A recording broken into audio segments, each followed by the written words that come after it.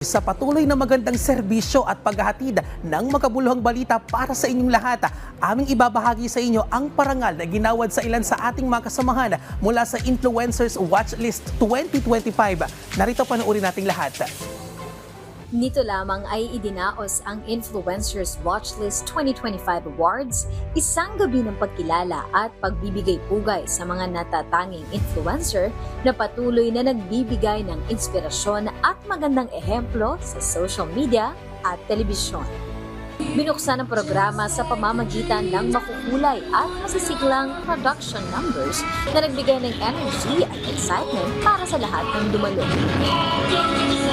Kabilang sa mga binigyang pagkilala ay ang inyong lingkod, Leslie Ordinario bilang Influencer of the Year for Food TV host para sa programang It's Fun.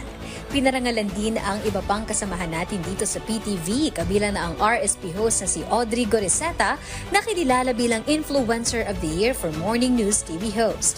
At ang Health at Home host na si Nina Corpus naman na pinarangalan bilang Influencer of the Year for Health and Wellness TV host.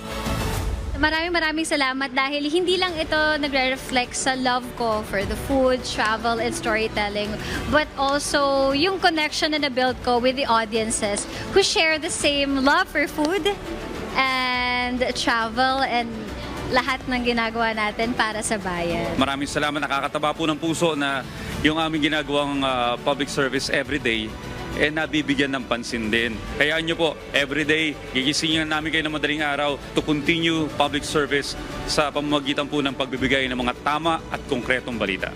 Hindi rin nagpahuli ang ating programa na Rise and Shine Pilipinas na ginawaran ng parangal bilang Influencer of the Year Award for Morning Television.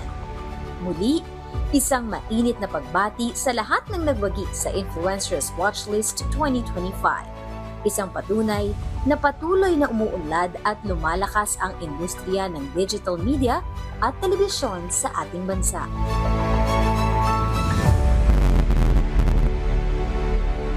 Ayan na, muli marami pong salamat sa Mabuhay PH Digital Network sa pagkilalang ito sa Rise and Shine Pilipinas.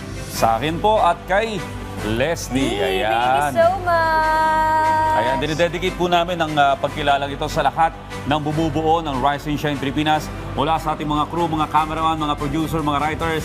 Ayan, maraming salamat po sa pagkilalang ito. Yes, thank you so much. At sana hindi pa ito ang huli. Oo, marami pa to. Maraming salamat. Thank you!